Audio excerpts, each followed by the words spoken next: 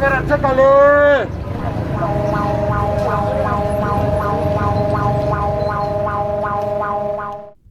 Bueno, ¿Por qué fregados tienes la alarma sísmica de timbre en el celular?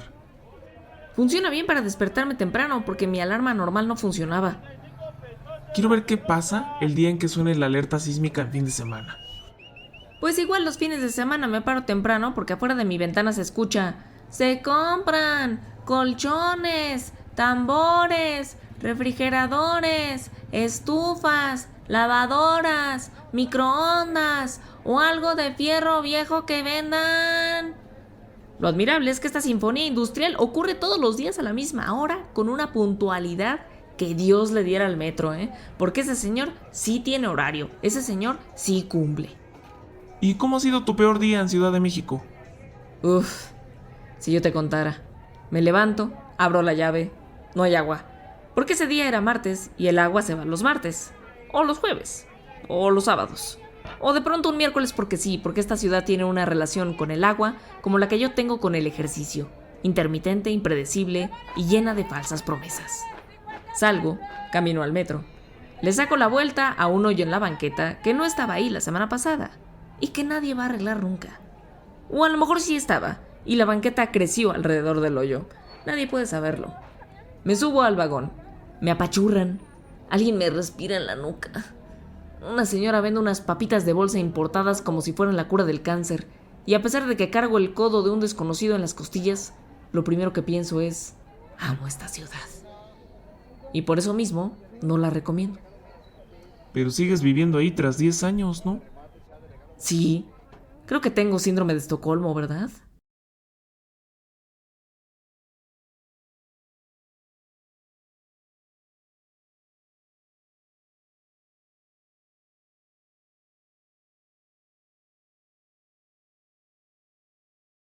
Te doy la bienvenida a No Recomiendo, el podcast donde celebramos el noble arte de la anti-recomendación.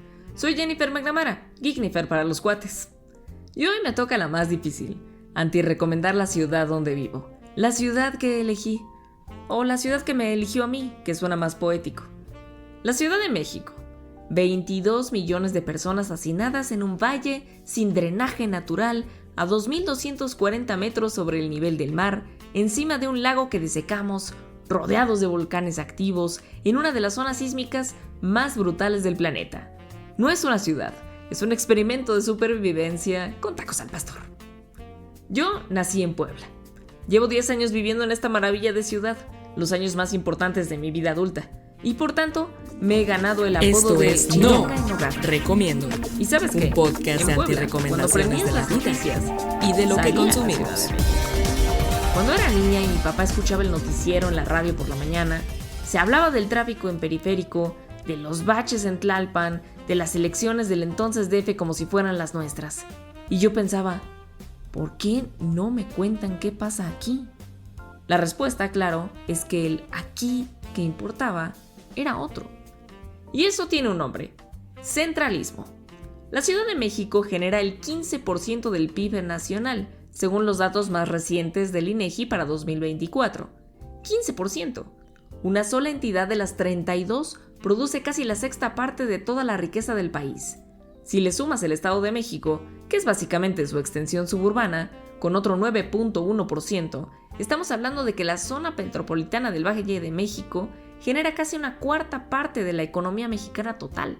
Pero lo más brutal es el PIB per cápita. El promedio nacional en 2024 fue de 176,000 pesos anuales. El de la Ciudad de México, 397,000 pesos. Más del doble. Y no porque todos los capitalinos naden en dinero. La informalidad aquí es altísima y la desigualdad entre alcaldías es obscena, sino porque la concentración de servicios financieros, gobierno federal y corporativos infla la cifra per cápita.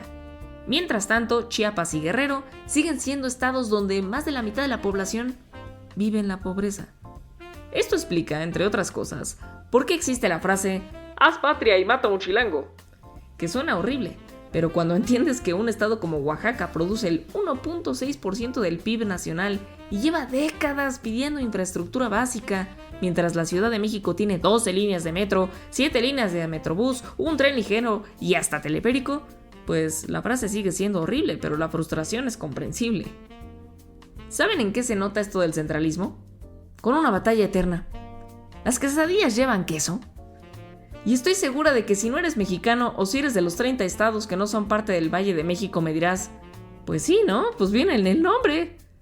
En el resto de México, una quesadilla lleva queso por definición, pues viene de queso, por Dios. En la Ciudad de México, una quesadilla es el formato, la tortilla doblada. El relleno es opcional, puedes pedir una quesadilla de chicharrón sin queso y nadie te mira raro. Es en lo único que todavía no cedo. Las quesadillas llevan queso siempre. Muestra del gandallismo o del abuso chilango, a mi entender. O sea, porque cobran el queso, aparte se llevan más lana. La realidad es que el centralismo no es un accidente. Es el resultado de 500 años de concentración deliberada de poder en un solo punto geográfico. Tenochtitlán era el centro del Imperio Mexica. La Ciudad de México fue el centro del virreinato y luego fue el centro de la República. Nunca hemos sabido ser un país descentralizado. Y eso tiene consecuencias. Talento que migra a la capital, inversión que se queda aquí, medios de comunicación que narran el país desde Reforma e Insurgentes y un resentimiento legítimo del resto de México que se siente, porque lo es, ignorado. Con esto en mente vamos a nuestro primer acto, la filosofía de vivir en una contradicción con patas. Empecemos con un simple dato. La Ciudad de México fue fundada sobre las ruinas de Tenochtitlan, una ciudad que en 1519 tenía entre 200,000 y 300,000 habitantes. Para que nos demos una idea, eso era 5 veces más grande que cualquier ciudad española de la época. Era comparable a París. Tenía calles en cuadrícula, canales de transporte, acueductos de agua fresca, un zoológico y jardines botánicos. Bernal Díaz del Castillo, cuando la vio, escribió que era como los encantamientos de las novelas de caballería. O sea, la Ciudad de México siempre fue sexy. Aunque, ¿qué hicimos? Pues los españoles la destruyeron bloque por bloque durante 2 meses en 1521. Las piedras de los templos aztecas se usaron literalmente para construir la catedral y el Palacio Nacional. Y luego desecamos el lago. Brillantes, porque teníamos un paisaje increíble lleno de ríos que ahora por cierto están entubados. El antropólogo argentino-mexicano Néstor García Canclini tiene un concepto muy cool para entender esta ciudad: la hibridación cultural. En su libro Culturas híbridas, estrategias para entrar y salir de la modernidad, García Canclini explica que en Latinoamérica, y especialmente en la Ciudad de México, conviven estructuras y prácticas que existían por separado y que se combinan para generar cosas nuevas. La modernidad aquí no está rota ni incompleta, es híbrida. La pregunta que él hace, y que creo que resume vivir en esta ciudad, es brutal. ¿Cómo interpretar los conflictos entre tradiciones que no han terminado de irse y una modernidad que no ha terminado de llegar? Eso es la Ciudad de México en una frase. Es una ciudad donde puedes pagar con Apple Pay en un café de especialidad a una cuadra de un tianguis donde regateas por 1 kilo de nopales. Donde hay fibra óptica en edificios que se están hundiendo. Donde conviven el Uber y el triciclo de los tamales oaxaqueños. Lleve sus ricos y deliciosos tamales oaxaqueños. Todo eso es ciudad. Ninguna es más auténtica que la otra. Ahora, esta hibridación no es bonita, ni pintoresca, ni instagrameable. Es caótica y violenta. García Canclini no romantiza, sino que nos advierte. Porque esa mezcla constante también significa que nada se estabiliza. Nunca terminas de saber a qué ciudad perteneces, porque la ciudad misma no ha terminado de decidir qué quiere ser. Ese es uno de los encantos de la Ciudad de México, que es como vivir en varias ciudades chiquitas. Aquí podríamos citar a Georg Simmel, un sociólogo alemán, que en 1903 escribió un ensayo llamado La vida mental en las grandes ciudades, que parece que lo hubiera escrito ayer en el Metro Valderas. Simmel dice que la persona que vive en la gran ciudad desarrolla lo que él llamó la actitud blasé, un mecanismo de defensa psicológica contra la sobreestimulación. Básicamente dejas de reaccionar. No volteas cuando oyes gritos, ignoras al vendedor ambulante, navegas el metro con la mirada clavada en el teléfono. Simmel dice: los nervios se excitan a su máxima reactividad por tanto tiempo que finalmente dejan de reaccionar. Dice también que la persona urbana reacciona con la cabeza, no con el corazón. Ay, punto para mis exes que dicen que tengo el corazón de hielo. El capitalino promedio ejecuta la actitud glacé de Simmel unas 47 veces antes de las 9 de la mañana. Es un talento invisible. Para entender la ciudad, cito también a Hartmut Rosa, un sociólogo alemán contemporáneo que habla de la sociedad de la aceleración. Rosa dice que las sociedades modernas están atrapadas en un ciclo donde la aceleración tecnológica produce aceleración del ritmo de vida, que a su vez produce aceleración del cambio social. Lo peor es que a pesar de que todo va más rápido, siempre sentimos que nos falta tiempo. Y esto tiene que ver con la movilidad. Próxima estación, Ermita. Correspondencia con línea 12. Se les recuerda que el servicio de línea 12 se encuentra suspendido. Vamos con los números fríos. La Ciudad de México sola, la entidad federativa, tiene 9.2 millones de habitantes según los datos más recientes del INEGI. Pero eso es una ficción administrativa, porque la zona metropolitana del Valle de México, que incluye 60 municipios del Estado de México y uno de Hidalgo, suma aproximadamente 22 millones de personas. Es la sexta área metropolitana más grande del mundo, en un espacio geográfico bien chiquito. Ahora, dentro de la Ciudad de México hay registrados 5.6 millones de automóviles, según nexos con datos del INEGI, para 2.8 millones de hogares. Eso son 2 coches por hogar, la entidad con más vehículos per cápita de todo México. Si le sumas los 4.6 millones registrados en los municipios conurbados del Estado de México, estamos hablando de más de 10 millones de vehículos circulando en el mismo valle. 10 millones, en un valle sin salida natural, rodeado de montañas, a 2.240 metros de altura. Somos un invernadero con el que los nazis, se mojarían. Aquí el TomTom Traffic Index nos dice que Ciudad de México fue la ciudad número 1 en congestión del mundo en 2016 y 2017, y sigue obviamente en los primeros lugares. El trabajador promedio pierde 152 horas al año en tráfico, que para que conste son 19 días laborales de 8 horas. Pero ahora viene lo increíble. A pesar del caos vehicular, la Ciudad de México tiene uno de los sistemas de transporte público más extensos de Latinoamérica. El metro tiene 12 líneas, 195 estaciones y transporta alrededor de 4.5 millones de personas al día. A eso, súmale 7 líneas de Metrobús, el tren ligero, el cablebús y miles de microbuses y combis que, si bien no son exactamente un deleite, pues mueven a millones más. El boleto de metro cuesta 5 pesos. Sí, 5 pesos. 30 centavos de dólar. En una ciudad donde un café con leche cuesta 85 pesos. Es probablemente el sistema de transporte más subsidiado del continente. Bienvenida a toda esa gente que va a venir por el Mundial. Y supongo que tú alguna vez has llegado tarde en la Ciudad de México porque, el transporte público, el transporte en general no funciona de maravilla. ¿Sabes de qué te hablo si has estado en reclusión durante media hora en la línea 3 sin que el vagón se mueva a 30 grados centígrados? Pero hay lindas curiosidades en el metro. Resulta que el metro de la Ciudad de México es accidentalmente uno de los museos arqueológicos más impresionantes del país.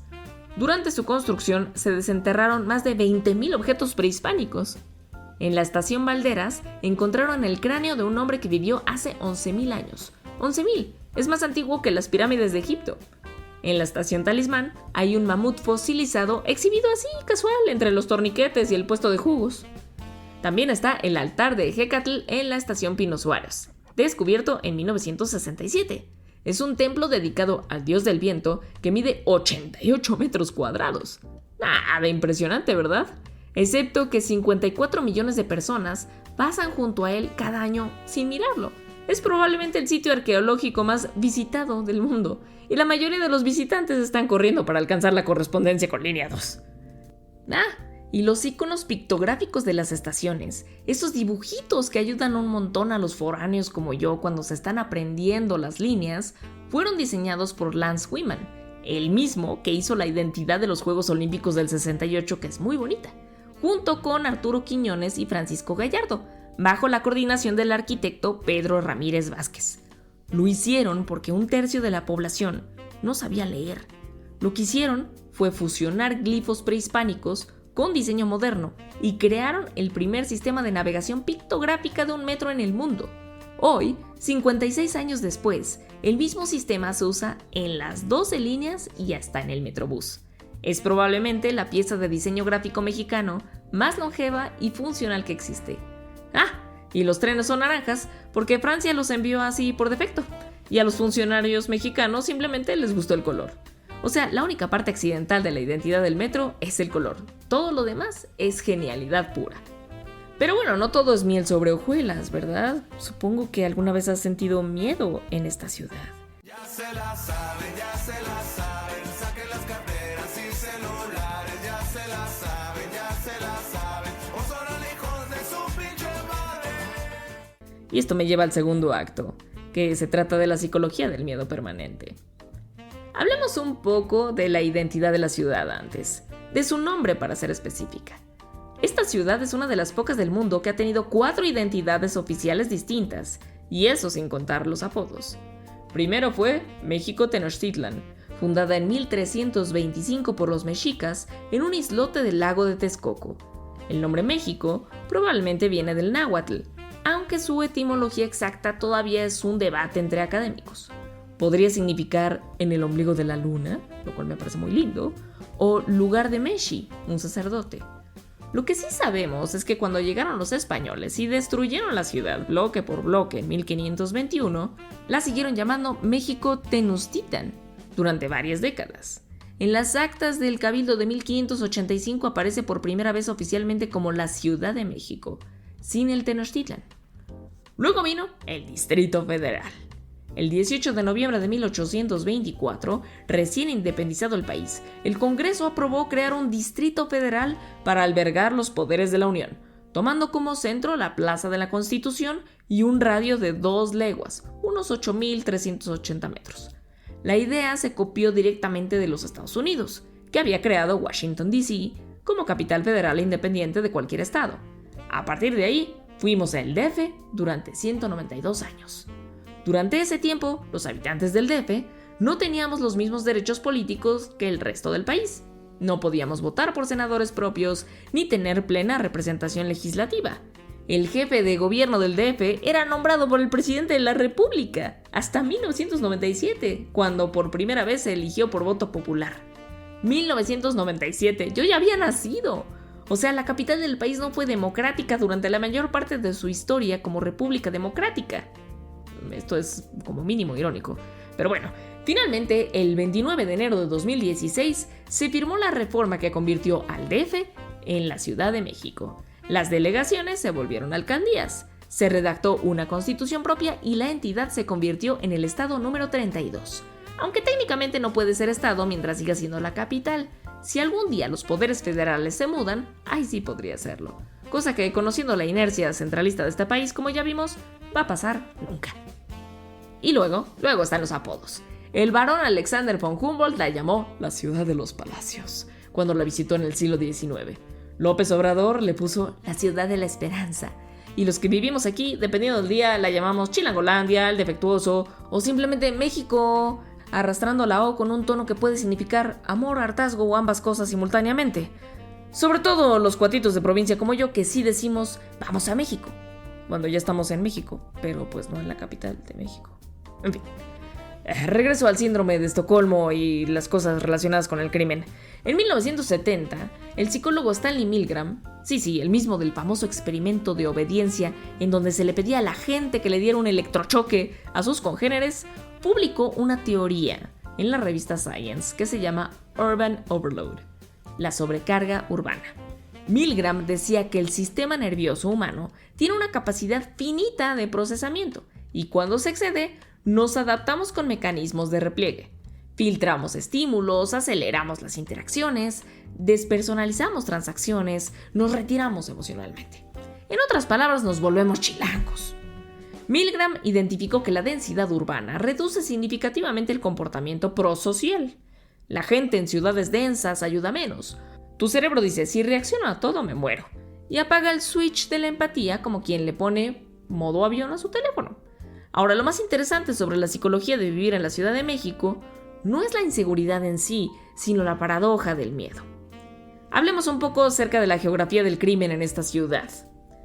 Las 3 alcaldías que consistentemente aparecen como las más inseguras por incidencia delictiva son Cuauhtémoc, Iztapalapa y Gustavo A. Madero, la Gama. Pero cuidado con las generalizaciones, porque los delitos no se distribuyen uniformemente ni siquiera dentro de la misma alcaldía.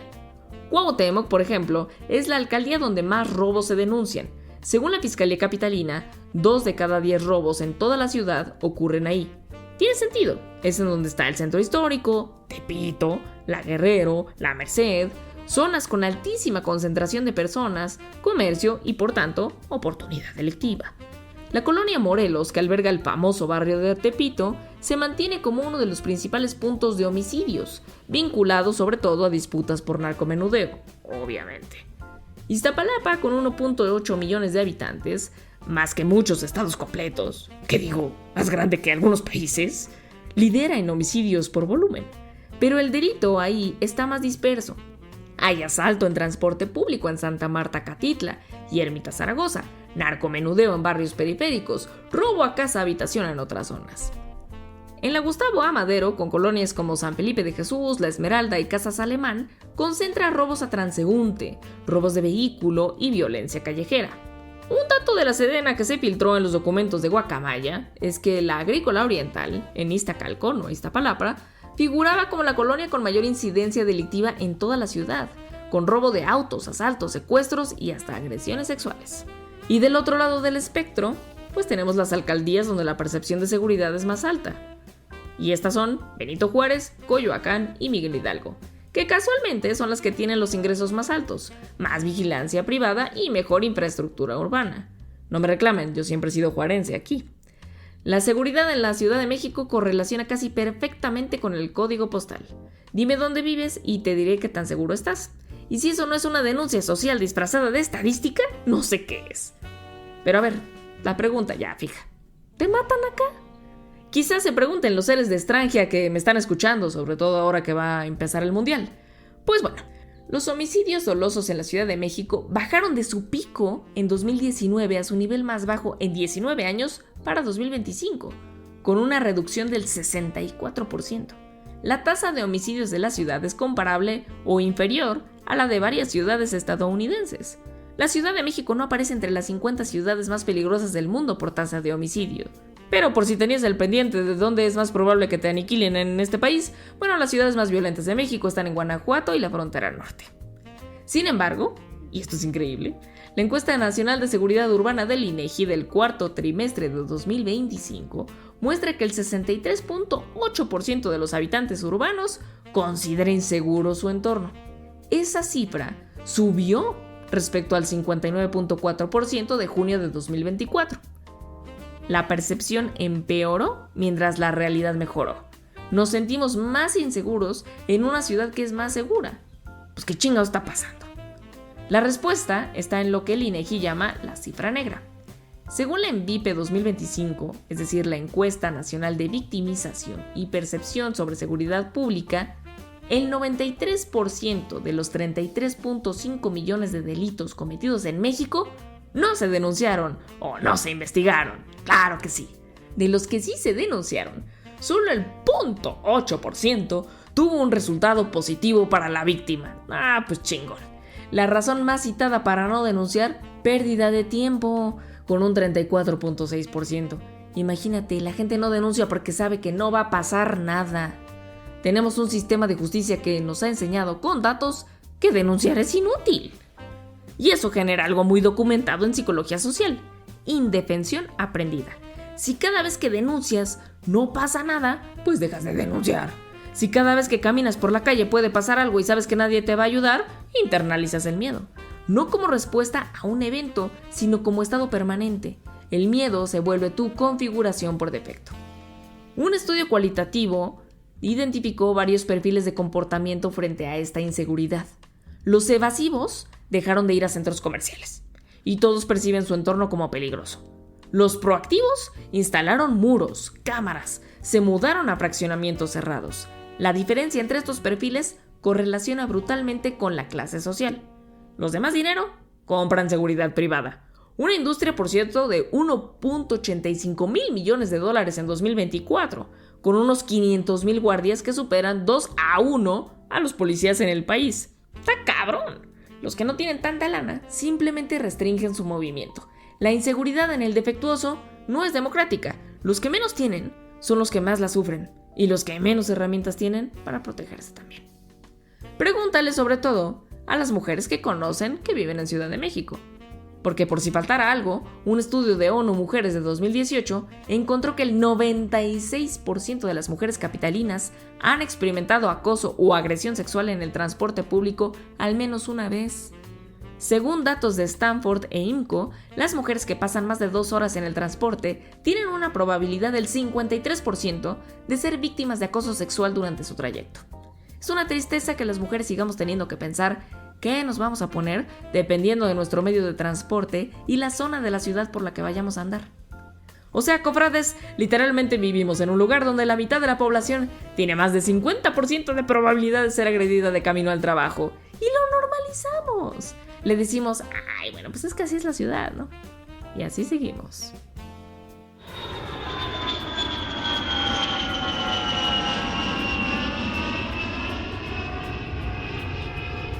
¿Qué estás viendo, güey? No mames, es que los aviones pasan súper cerquita. Pues que en Puebla no han visto aviones. Pues sí, pero el aeropuerto queda lejos de la ciudad como en todo el mundo. Ni más, tú nunca habías visto un avión. Ah, bueno.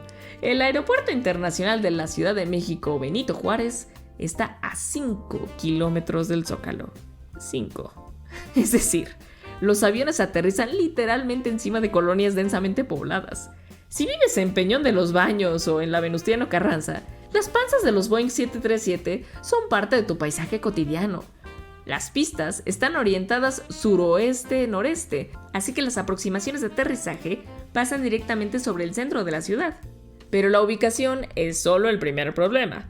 El Aeropuerto Internacional de la Ciudad de México es lo que los pilotos llaman un aeropuerto hot and high. Está a 2.230 metros de altitud. A esa altura, el aire es menos denso, lo que significa que los aviones necesitan más velocidad para generar sustentación, más pista para despegar y los motores producen menos potencia. Cada metro de altitud cuenta. ¿Y hay otros aeropuertos así de metidos en ciudades? Sí, pero pocos tan extremos.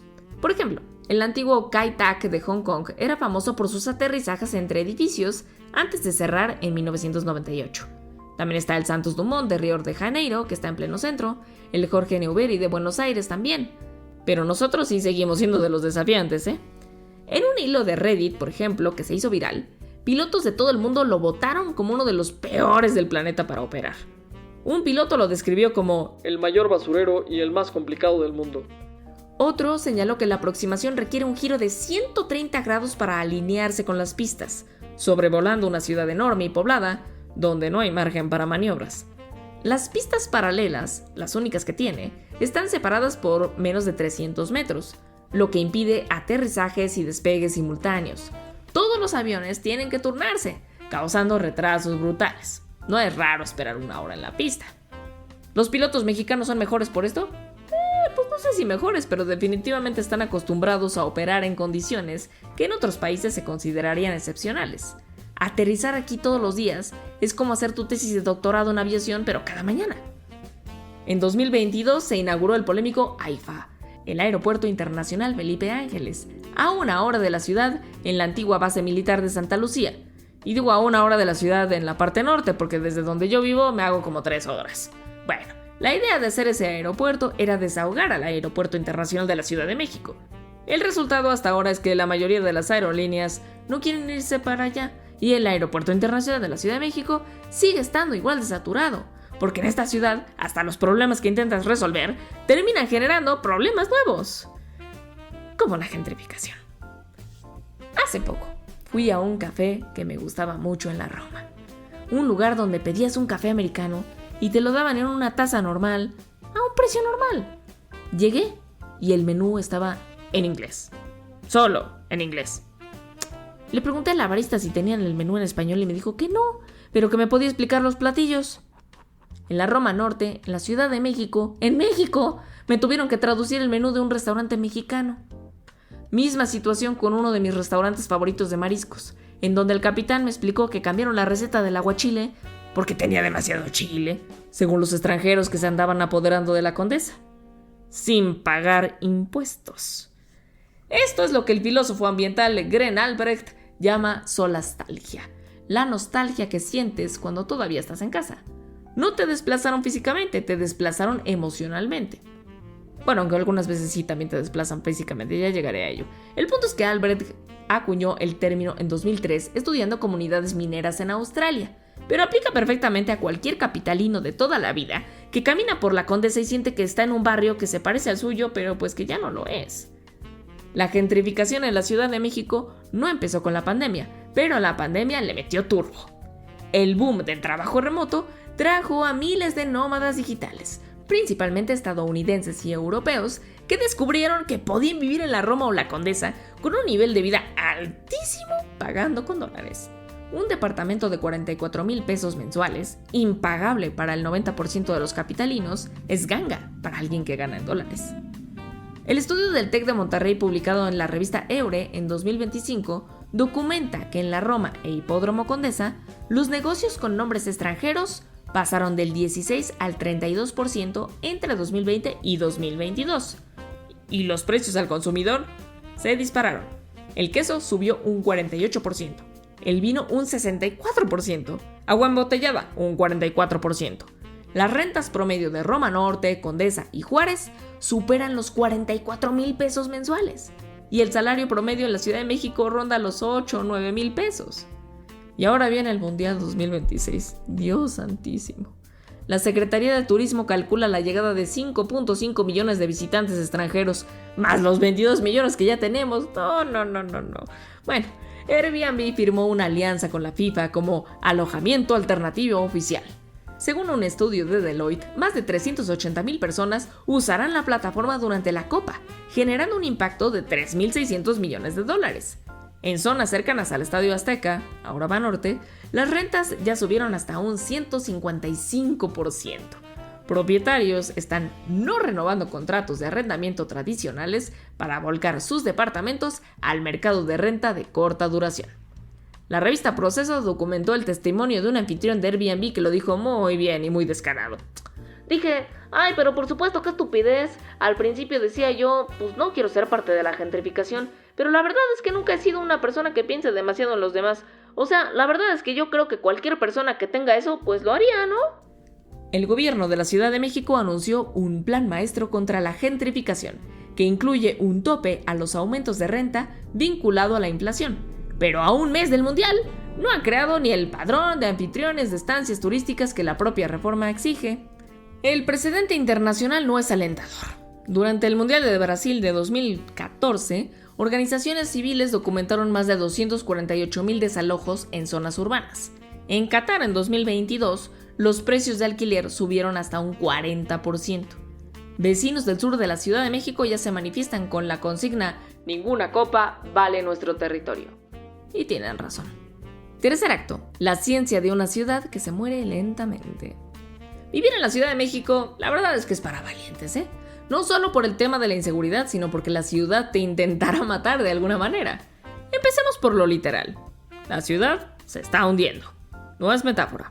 Un estudio de 2021 integró 115 años de datos y concluyó que la subsidencia, o sea, el hundimiento de la Ciudad de México, es casi completamente irreversible. Las zonas más afectadas, como Chalco, Peñón de los Baños, partes de la Roma y la Condesa, se hunden hasta 50 centímetros al año. Detener el bombeo de agua hoy no revertiría el proceso. La deformación ya es inelástica. Según las proyecciones, faltan unos 150 años para alcanzar la compactación total, lo que podría significar 30 metros más de hundimiento. A ver, no sé ustedes, pero yo no quiero vivir en un hoyo de 30 metros. Otro estudio publicado en Scientific Reports de Nature en 2024 documentó que casi la mitad de los tramos elevados del metro experimentan subsidencia diferencial. Algunas pendientes se han duplicado el 7%, cuando el máximo de diseño es de 3.5%. Estos investigadores vincularon el hundimiento directamente con el colapso del paso elevado de la estación Olivos de la línea 12 en 2021, en donde murieron 26 personas. O sea, si no te mueres por el hundimiento, te pueden matar las construcciones. Y miren que el sistema del metro es una genialidad para no ser afectado ni por los terremotos ni tanto por el agua. Pero por mucha genialidad estamos arriba de un lago. Paréntesis de la genialidad, ¿eh? ¿Cómo funciona un metro en una ciudad que se hunde hasta 50 centímetros al año y que está en zona sísmica? Bueno, El secreto del metro original fue un sistema de construcción llamado cajón flotante, que los ingenieros usaron en las primeras líneas. En vez de excavar túneles profundos, construyeron cajones de concreto, relativamente superficiales que en teoría se mueven con el suelo en lugar de resistirlo. Es como si el metro flotara sobre la arcilla, igual que Tenochtitlan flotaba sobre el lago. Una solución muy elegante. El problema, como ya mencioné, es que la subsidencia diferencial, que el suelo se hunde más en unos puntos que en otros, pues, hace que las vías se inclinen, las estaciones se desalineen y pues que las estaciones colapsen. Además, bueno, si no mueres por el metro, también podrías morir por la falta de agua, porque la Ciudad de México se construyó sobre un lago, desecó el lago y ahora se muere de sed. El acuífero del Valle de México se sobreexplota en aproximadamente 800 millones de metros cúbicos anuales, según un estudio de Palma Nava y colegas en la revista Water de 2022. El 63% del suministro proviene de aguas subterráneas. La cosa es que la recarga natural no alcanza ni para la mitad de lo que se extrae, y el 40% de esa agua se pierde en fugas antes de llegar a tu llave. En febrero de 2024, el sistema Cutzamala alcanzó el 34.7% de su capacidad, su mínimo histórico, el sistema que alimenta a la Ciudad de México. En Iztapalapa, con 2 millones de habitantes, hay residentes que reportan hasta 10 años sin agua corriente. Y eso es en cuanto a agua, pero ¿qué tal el aire? Bueno, yo tengo una teoría que no he podido comprobar científicamente hasta hoy. Yo insisto en que la gente que llega de provincia, como yo, o los extranjeros, están destinados a enfermarse de las vías respiratorias en sus 3 primeros meses de estancia. Es un proceso que he denominado como el acucarachamiento. El mío fue épico porque estuve más de un mes peleando contra una infección que me inflamó tanto los ganglios que mis amigos del periódico bromeaban con que me saldría un alien de la garganta. La doctora Lilian Calderón Garcidueñas, investigadora de la Universidad de Montana, publicó en 2020 un estudio con un título que lo dice todo. La enfermedad de Alzheimer comienza en la infancia en la contaminada zona metropolitana de la Ciudad de México. En 134 autopsias consecutivas de personas menores de 30 años residentes de la Ciudad de México, el 99% mostró patología por etapas de Alzheimer. El 66% de los jóvenes capitalinos menores de 30 presentó deterioro cognitivo medible. La edad promedio de detección de demencia en sus pruebas fue de 20 años. ¡20 años! O sea, cuando estás en la universidad decidiendo tu carrera, tu cerebro ya tiene marcadores de Alzheimer por vivir en esta ciudad. Otro estudio en 2020 rastreó 539 pares madre-hijo y encontró que la exposición prenatal a partículas finas PM2.5, como las que hay en la Ciudad de México, durante el primer trimestre se asoció con peores habilidades de comunicación y mayores síntomas de depresión en niños. El daño comienza antes de nacer, ¡felicidades! Ni siquiera tienes que respirar el aire de la Ciudad de México para que te afecte, basta con que tu mamá lo respire. Muy bien. Ahora sé que todo esto suena tremendo y lo es, pero aquí viene la cosa, seguimos aquí, no nos mudamos, no cambiamos, respiramos el mismo aire, bebemos la misma agua reciclada, caminamos sobre el mismo suelo que se hunde y mañana vamos a hacer exactamente lo mismo esperando con que no haya ningún terremoto. Así que esta es la antirrecomendación más difícil de todas. ¿Por qué? ¿Por qué? ¿Por qué 22 millones de personas eligen vivir en un lago desecado que se hunde, que contamina cerebros infantiles, que pierde el 40% de su agua, que amplifica terremotos, que cobra rentas de 44,000 pesos en colonias donde el salario promedio es de 6,200? Bueno, pues ¿por qué no hay ningún otro lugar como este? Un estudio publicado en PNAS en 2024 documentó que la migración interna hacia la Ciudad de México no se ha detenido significativamente. La gente sigue llegando.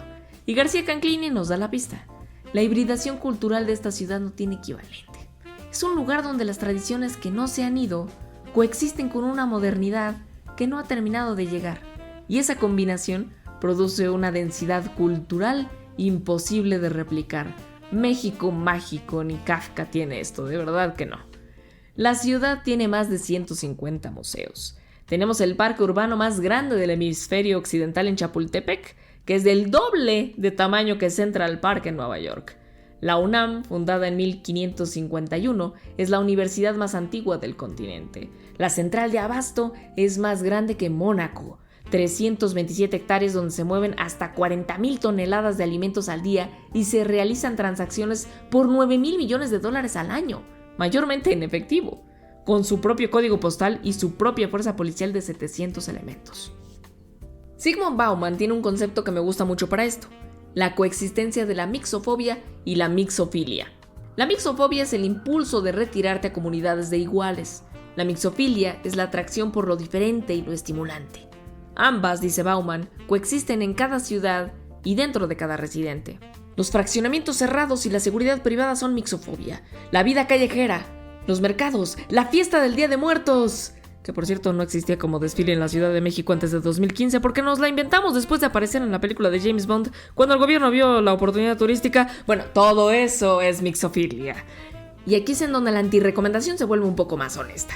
No recomiendo la Ciudad de México porque es un lugar que te daña la salud, te roba el tiempo, te llena de miedo, te hunde literalmente el suelo bajo los pies y no puedes costear vivir en las colonias que te gustan porque un nómada digital de Colorado las convirtió en su oficina temporal con wifi gratis. Pero bueno, la verdad, tampoco puedo recomendarte que te vayas, porque en ningún otro lugar del mundo puedes desayunar chilaquiles a las 7 de la mañana en un puesto que abrió antes de que tú nacieras. Bajar al metro y pararte junto a un templo azteca de 500 años. Llegar a una oficina donde tu jefe te pide un entregable en Spanglish. Salir a una manifestación a las 3 de la tarde. Cenar en los mejores tacos de suadero del mundo a las 10 de la noche.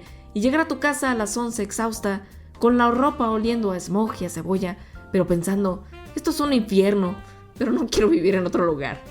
Eso es la Ciudad de México. Es como la relación con tu novio el tóxico. Sabemos que nos hace daño, pero que nos hace sentir vivos de una manera que ninguna ciudad funcional, limpia y segura podría lograr. Suiza no tiene los escenarios que nosotros tenemos, por Dios. El ruido que tiene, los sabores que tiene, la gente tan estrafalaria. Es la prueba filosófica de que los seres humanos no elegimos lo que nos conviene, elegimos lo que nos conmueve. Y para cerrar, esto me emociona porque es un ejercicio de filología callejera. Chilanga Banda es una canción escrita en 1994 por un compositor tamaulipeco, el señor Jaime López, pero fue popularizada internacionalmente por el grupo Café Tacuba en su disco Avalancha de éxitos de 1996. Por cierto, parte de Café Tacuba tiene su origen no en la Ciudad de México, sino en el área conurbada, puesto que son de Ciudad Satélite. La canción está escrita casi completamente en caló capitalino, un argot que usa la letra ch como columna vertebral fonética. López dijo que la ch es como un bongo de hocico. La canción narra un día en la vida de un taxista capitalino que observa la desigualdad, la corrupción policial y la vida callejera. Aquí va la traducción, verso por verso. Ya chole, chango, chilango. Ya basta, hombre de la capital. Qué chafa chamba te chutas. ¿Qué trabajo tan mediocre haces? No checa andar de tacuche. No te queda bien vestir de traje.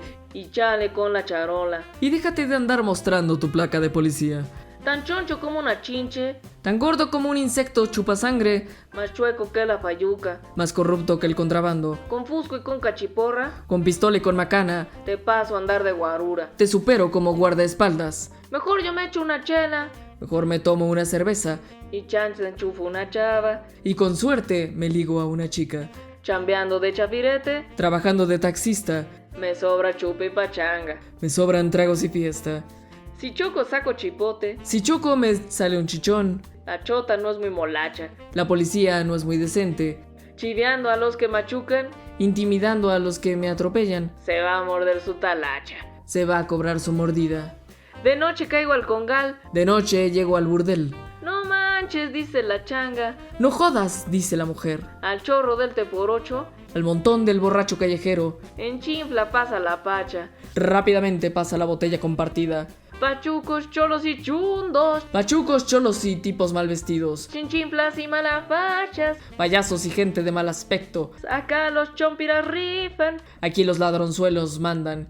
Y bailan tibiritábara. Y bailan tibiritábara. Miñero mata la bacha y canta la cucaracha. Mi amigo pasa el rato y canta la cucaracha. Su cholla vive de chochos. Su cabeza vive de pastillas. De chemo, churro y garnachas. De pegamento industrial, porros de marihuana y fritanga callejera. Tranzando de arriba abajo. Estafando por todos lados. Ahí va la Chilanga Banda. Ahí va la gente de la Ciudad de México. Chin chin si me la recuerdan. Que les vaya mal si me mientan la madre. Carcacha y se la retacha. Cielos regreso y rebota.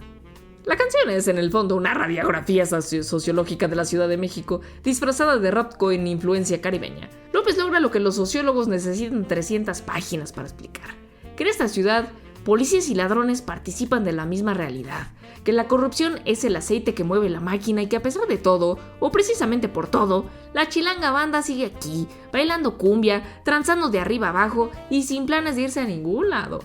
García Canclini tiene razón. No estamos rotos, somos híbridos. Y la ciudad que construimos encima de un lago que destruimos encima de una civilización que arrasamos es la prueba más honesta de lo que somos. Contradictorios hasta la médula. Incapaces de irnos, incapaces de quedarnos quietos, eternamente llegando tarde a todos lados, pero siempre, siempre llegando. No recomiendo la Ciudad de México. Sobre todo porque estaría bueno que se redujera la cantidad de gente, ¿no? ¿Sabes qué es lo más hermoso del mundo? Salir a caminar en Semana Santa. O en Puente, porque es como mi Duvalín, esta ciudad. No la cambio por nada. Nos leemos y escuchamos en la newsletter con audio de la próxima semana en Escríbeme Pronto. Verás que tiene mucha maldad. Y si quieres hacerle la mala obra a tus amigos que ya no pueden pagar la renta en la Roma, mándales este episodio. ¡Mua! Besitos libres de partículas PM2.5 de cucaracha a cucaracha. Y baila tiririta, bayuco.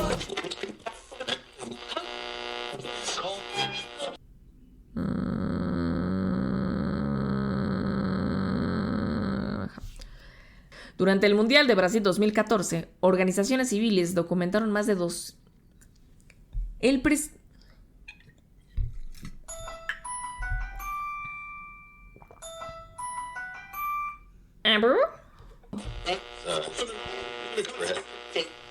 Estos investigadores vincularon el hundimiento directamente con el colapso del paso elevado de la estación Olivos en 2021, donde murieron 26 personas.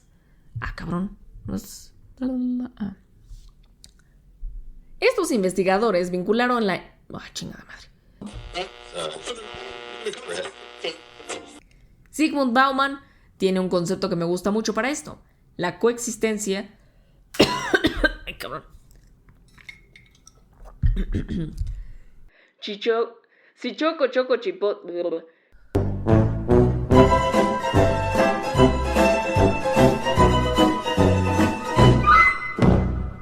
Esto fue No Recomiendo, un podcast de antirrecomendaciones de la vida y de lo que consumimos.